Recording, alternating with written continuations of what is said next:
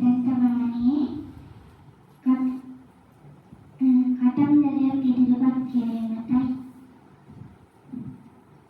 ඔන්නේ කොමත් එක දවසක නපුතු ලොකු කොකෙක් ඇවිල්ලා පොකුණක බැලුවා. ඒ පොකුණේ මාළු ඉඳිලා. මාළු ඉන්නේ සීදීකඩ. මාළු දැන්ට කොහොමද මාළුට තමයි විරත් නෑ වතුර ඉඳිලා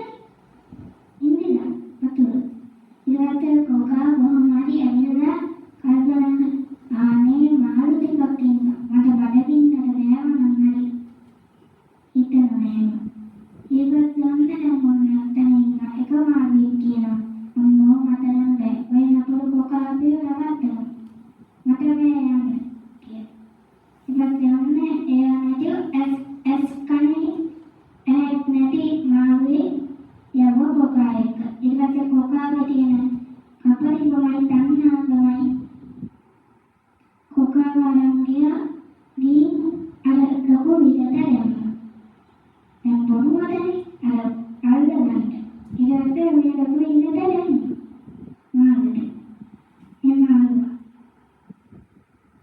මේකට දැම්මට පස්සේ මාළුවා මොන්නේ පිප්පීනවා ඊට පස්සේ අරගොල්ලන් ආසයි එන්නේ ඒගොල්ලෝ නපරි කාප නපුරු කොකා කරේ වැඩි ඒකට මාළුවගේ ගහුවා එයා ස්නානේ ඔව් එයා කිව්වා ඔව් මම පේනවා හොඳයි එතන කන්නට අනම්මන තියෙනවා කන්නම එහෙම තියෙනවා කියලා නැත්නම් මොනවද ඔය කොකා කරේ වැඩි එක එක අරන් හරි මුල් ගහකට ගෙනියලා කාලා දැම්මා එක තියෙන අනේ ඊට පස්සේ ඔය විදිහේ එකම කක්කුට්ටේ ඉපදුණා